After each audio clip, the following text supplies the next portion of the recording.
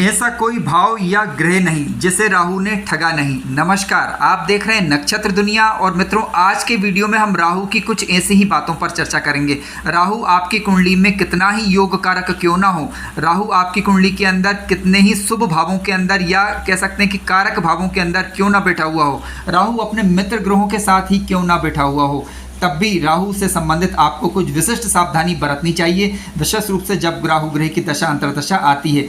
तो आज का यह वीडियो चाहे आपकी कुंडली में राहु योग कारक हो या ना हो, दोनों ही परिस्थितियों में आपके लिए लाभदायक सिद्ध होगा और ये समझने में मदद करेगा कि किस प्रकार की सावधानी आप राहु की दशा अंतर्दशा के दौरान रख सकते हैं और किस प्रकार के उपाय यदि आवश्यक हो तो कर सकते हैं, ताकि राहु के शुभ प्रभाव यदि आपकी कुंडली में योग कारक ग्रह है तो मिल सकें, यदि योग कारक ग्रह नहीं है तब आप सावधानी रख सकें। तो इस पर ही चर्चा आज के वीडियो में हम करने वाले हैं। प्रमुख रूप से हम राहु से संबंधित बातों पर चर्चा करेंगे। राहु कुंडली के चौथे, 8वें और 12वें भाव में किस प्रकार का फलादेश उत्पन्न करेगा। राहु जिन कुंडलियों में योग कारक ग्रह होता है उनमें और जिनमें योग कारक नहीं होता है उनमें किस प्रकार के फल दे सकता है। राहु के जो मित्र होते हैं, शुक्र और शनि होते हैं, इनके साथ युति में क्या फल मिलते हैं। इसके अलावा राहु से संबंधित कुछ प्रमुख बातों पर चर्चा करेंगे। यदि आप चैनल पर नए हैं तो चैनल को सब्सक्राइब अवश्य करें, वीडियो ज्ञानवर्धक लगे तो लाइक भी करें। आइए शुरू करते हैं।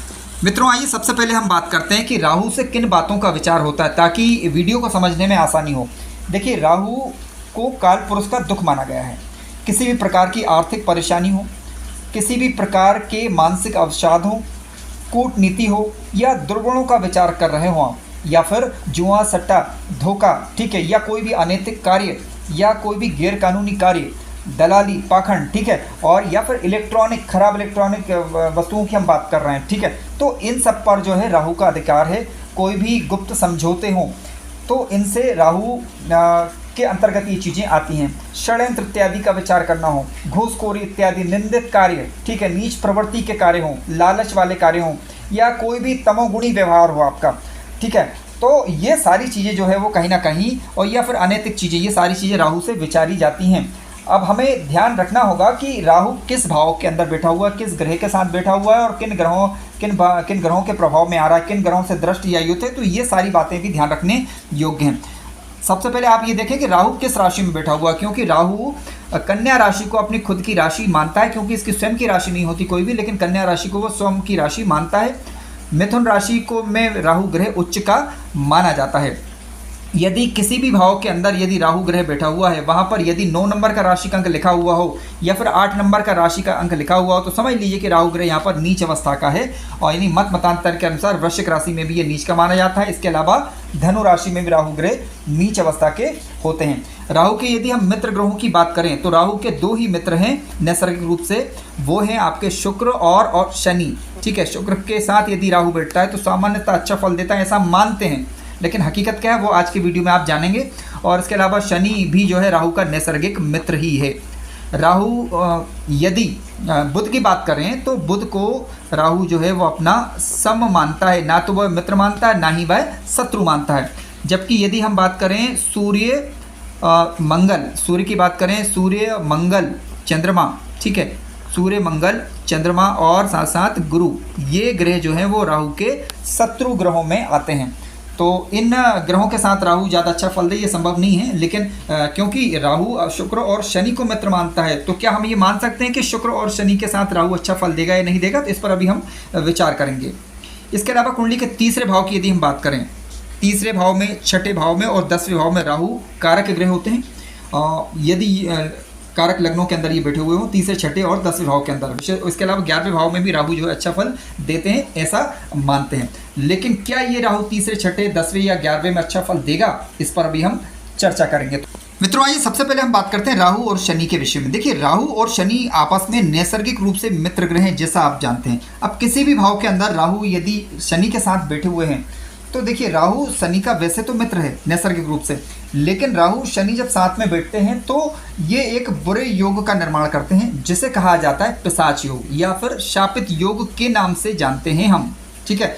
अब राहु और शनि का यदि शापित योग बन रहा है तो ये निर्भर करेगा कि किस भाव के अंदर बन रहा है, ये हमें देख लेना चाहिए। सबसे पहले और लेकिन फिर भी एक सामान्य रूप से यदि देखा जाए तो राहु और शनि जब साथ में बैठते हैं तो जातक की जो प्रकृति है रहस्यमयी किस्म की हो जाती है, विशेष रूप से लग्न भाव में, पंचम भाव में ये युति बन जाती है। तो ठीक है, और यह चंद्रमा इसके प्रभाव में आ जाता है तो नकारात्मक विचार जातक या जातिका को परेशान कर सकते हैं।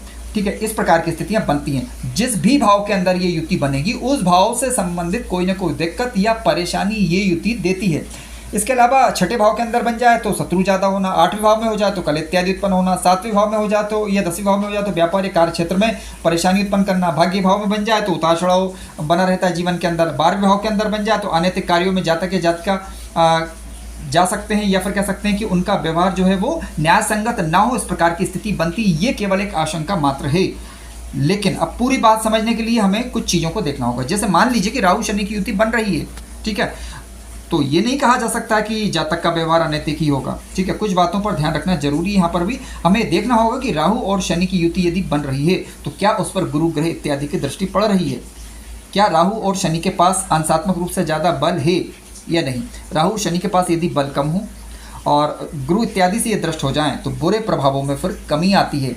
तो इस वीडियो में आप ये प्रमुख रूप से समझ गए होंगे कि राहु शनि का मित्र होते हुए भी यहाँ पर अच्छे रिजल्ट नहीं कर रहा है। हालांकि यहाँ पर गुरु इत्यादि की दृष्टि पड़ जाती है तो कहीं ना कहीं फिर इस नेगेटिव प्रभाव में जो है वो कहीं ना कहीं कमी आती है।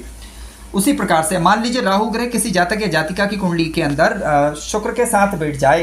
देखिए, राहु यदि शुक्र के साथ बैठ जाएगा, क्योंकि शुक्र राहु का जो है नैसर्गिक मित्र ग्रह है, यदि शुक्र राहु के साथ किसी भी भाव के अंदर बैठ जाएगा तो सामान्य रूप से ये ठीक नहीं कहा जा सकता। लंपट योग का निर्माण होगा, लंपट योग के कारण विपरीत के प्रति जरूरत से ज़्यादा आकर्षण होना, इस प्रकार की स्थितियाँ ये राहु ग्रह उत्पन्न करता है। अब यहाँ पर ध्यान देने वाली बात यह है कि शुक्र ग्रह यदि मान लीजिए नीच राशि के हो गए तो दिक्कत ज़्यादा खड़ी हो जाएगी, क्योंकि और विशेष रूप से 12वें भाव के अंदर ये युति बन जाए, कुंडली के सप्तम भाव के अंदर ये युति बन जाए, इसके अलावा कुंडली के छठे भाव के अंदर ये युति बन जाए या अष्टम भाव के अंदर ये युति बन जाए तो बिल्कुल भी ठीक नहीं कहा जाएगा।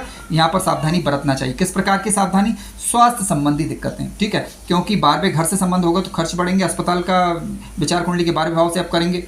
इसके अलावा जेल इत्यादि का विचार भी 12वें भाव से होता है। छठे भाव में युति बन रही है तो कहीं ना कहीं दाम्पत्य जीवन में परेशानी, अष्टम में भाव में बन रही है स्वास्थ्य संबंधी समस्या, 12वें भाव में बन रही है तो स्वास्थ्य संबंधी समस्या, इस प्रकार की स्थितियां ये उत्पन्न करता है। अब दूसरा पहलू ये भी है कि मान लीजिए किसी जातक या जातिका की कुंडली के अंदर शुक्र ग्रह जो है वो स्वगृही मित्र ग्रह उच्च राशि के होकर बैठे हुए हो, राहु ग्रह अंशात्मक रूप से कमजोर पड़ जाए और किसी शुभ ग्रह का प्रभाव इस युति पर पड़ जाए तो ऐसी परिस्थिति में नेगेटिव प्रभाव में कमी आती है। तो आप ये प्रमुख रूप से समझ गए होंगे कि राहु का मित्र शुक्र होते हुए भी शुक्र के साथ राहु जो अच्छे प्रभाव नहीं दे रहा है। अब यहाँ पर देखिए कि किस प्रकार की समस्या है। यदि स्वास्थ्य संबंधी समस्या है तो सूर्य भगवान को अर्घ्य दीजिए, लग्नेश को मजबूत करिए, और यदि राहु कुंडली के अंदर योग कारक नहीं बन रहा है तो राहु की वस्तुओं का दान कर सकते हैं किसी अच्छे पंडित जी से या फिर ज्योतिषी से सलाह लेने के बाद ही आप ऐसा कर सकते हैं। यदि कुंडली में राहु योग कारक ग्रह बन रहे हैं और फिर भी स्वास्थ्य कहीं ना कहीं प्रभावित हो रहा है तो ऐसी स्थिति में भी आपको अपनी कुंडली का विश्लेषण करवाने की यहाँ पर आवश्यकता है। मन से कोई भी उपाय करने से कृपया बचें। हाँ, वेद मंत्र का उच्चारण जो है आप जरूर कर सकते हैं, वेद मंत्र का जप कर सकते हैं, ठीक है। राहु का वेद मंत्र हो या शुक्र का वेद मंत्र हो तो वेद मंत्र जपने में कोई भी दिक्कत नहीं होती सामान्य दृष्टि से अगर देखा जाए।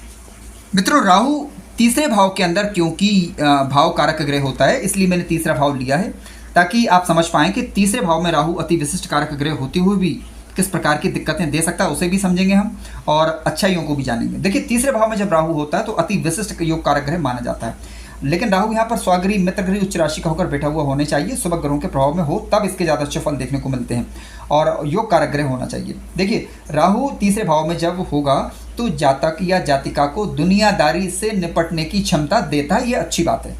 जातक काम निकालने में माहिर होता है, चलिए इसे भी ठीक मान लेते हैं कि जातक दूसरों से काम निकाल लेगा, अपना हित साध लेगा। इसके अलावा तीसरे भाव के अंदर जब राहु बैठेगा तो जातक को कीर्ति मिलती है, समाज के अंदर एक मित्रतापूर्ण व्यवहार करने वाले लोग ऐसे होते हैं और कूटनीतिज्ञ होते हैं अच्छे, ऐसा आप मान सकते हैं। और इसके अलावा आय के अच्छे और बुरे साधन जो है तीसरे भाव में बैठा हुआ राहु उपलब्ध करा देता है। लेकिन कुछ बुराइयां भी हैं यहाँ पर जिससे हमें थोड़ा सा बचना होगा, और बुराई विशेष रूप से तब ज़्यादा होंगी कि जब राहु नीच राशि का हो, शत्रु राशि का हो और अच्छे फल नहीं दे रहा हो। तो क्या दिक्कत आ सकती है? भाइयों के साथ टकराव की स्थिति बनना, ठीक है, यहाँ पर सावधानी रखिए, भाइयों के साथ व्यवहार थोड़ा सा अच्छा रखें। और दूसरी बात यह है कि वैवाहिक जीवन में दिक्कतें खड़ी करना। तीसरी बात यह है कि बुरे रास्तों से भी धन कमाने के लिए प्रेरित करना। तो इन चीज़ों से आपको बचना चाहिए। अगर इस प्रकार की स्थिति तीसरे घर के अंदर राहु है तो ठीक है, राहु आपको आगे बढ़ने में मददगार है यहाँ पर, लेकिन बुरे रास्तों से बचें, भाइयों के साथ अच्छा व्यवहार करें, दाम्पत्य जीवन में सामंजस्य बनाए रखें, तो ज़्यादा परेशानी फिर नहीं होती। लेकिन हाँ, आप राहु के वेद मंत्र का जब दशा अंतरदशा के दौरान निश्चित रूप से करें, ताकि नकारात्मक प्रभाव यदि कोई हो तो बचा जा सके।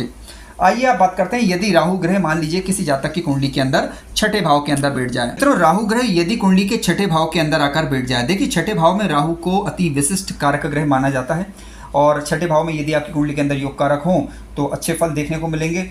और किस प्रकार के फल देखने को मिलेंगे? शत्रुओं से निपटने में जातक को राहु ग्रह यहाँ पर सक्षम बनाते हैं, जैसा को तैसा करने का गुण जातक के अंदर दे देते हैं। चलिए ये अच्छी बात है, कहीं ना कहीं राजनीतिक क्षेत्रों में भी सफलता दे देते हैं यदि मंगल और कह सकते हैं कि लग्नेश योग कारक, लग्नेश मजबूत हो और मंगल जो है योग कारक हो कुंडली के अंदर, ठीक है, और 10th हाउस से उसका संबंध बन रहा हो तो राजनीति में सफलता दे देते हैं। जातक अच्छा वकील भी हो सकता है और कानूनी क्षेत्रों में ये राहु ग्रह सफलता देते हैं।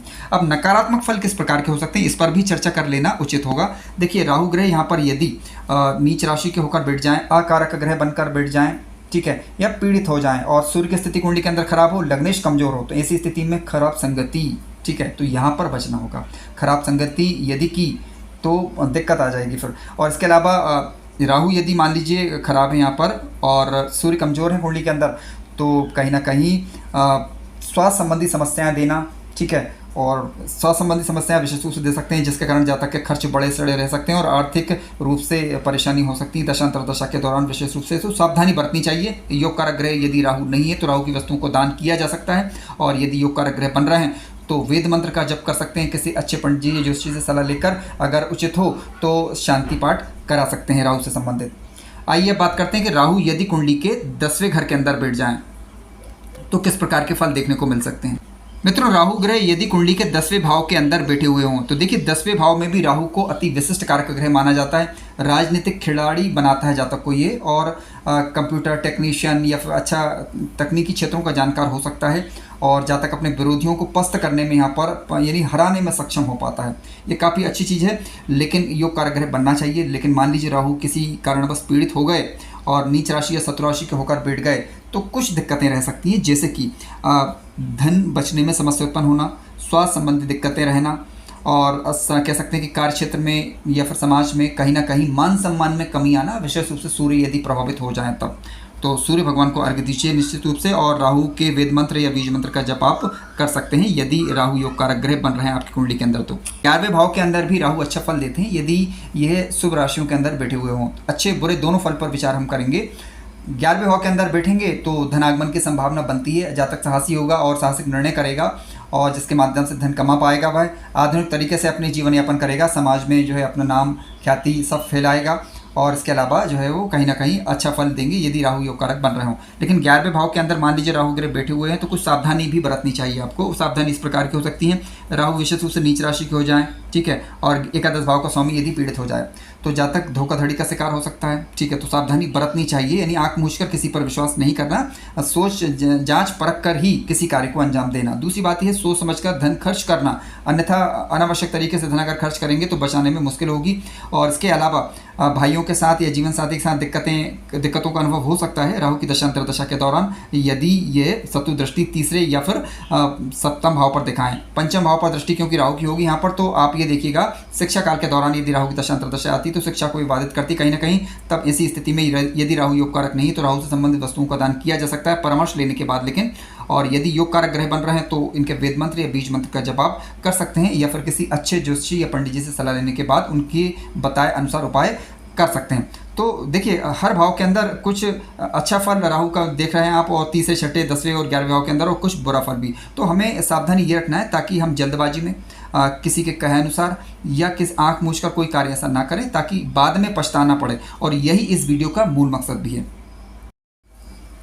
मित्रों, आइए बात करते हैं कुंडली के चतुर्थ भाव, कुंडली के अष्टम भाव और कुंडली के 12वें भाव में यदि राहु ग्रह बैठ जाएं। देखिए कुंडली के चतुर्थ भाव के अंदर यदि राहु बैठते हैं तो आर्थिक परेशानियां बनी रहती हैं, और किसी भी दृष्टि से कुंडली के चतुर्थ भाव का राहु को मैं ठीक नहीं मानता, क्योंकि कहीं ना कहीं जातक को ये दिक्कतें देता है।